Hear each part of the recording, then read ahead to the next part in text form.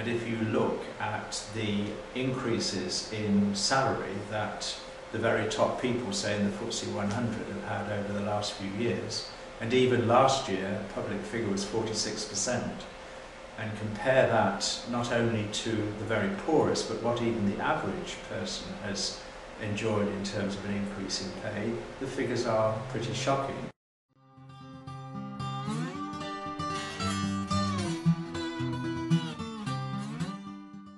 As a starting point, there should be a living wage rolled out right across the country with urgency. That is a starting point. Every party ought to adopt the living wage. It will make a big difference to how equal this country is. One of the reasons we're so unequal is that the people at the bottom are paid so little for the important work they do, whether it's cleaners or carers or working in checkouts in supermarkets. Unequal countries make everybody more unhappy, the well-off as well as the poor. We'd all be better off if we all earned incomes that were a little bit fairer, shared between all of us. Obviously there's a moral issue.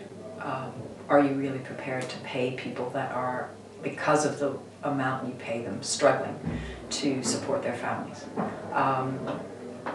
But there also is a lot of evidence that it makes good business sense, that people who are paid an adequate wage are able to put more energy into their job. They're not necessarily having to do 2 and 3 jobs.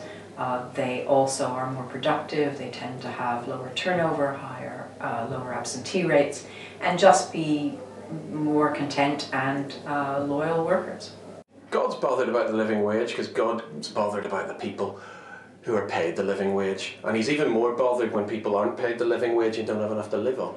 If people who are working for a firm feel that the person at the top is getting, money way over what they deserve, that's going to alienate people and demotivate them.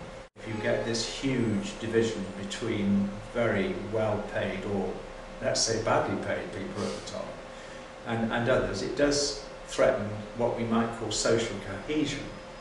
For example, you get a narrow group of people who, by definition, are often very powerful people who can have a lot of influence in what goes on, who don't really understand what it's like to live without that kind of money, and especially without hardly any money at all.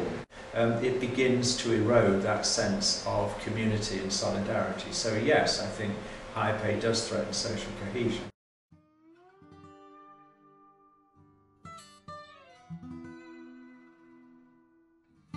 When people come to church, help them to see this vision that at least provides a kind of bright light, a rudder amidst all the complexities. And that is this man who steered a steady course in terms of putting the poor first, knowing that unless you deal with poverty and injustice and depression, then you won't get anything else right. If we truly follow God and we truly believe that people are made in the image of God, there is only one sensible way forward, which is to treat them as if they are made in the image of God, which is to pay them the living wage.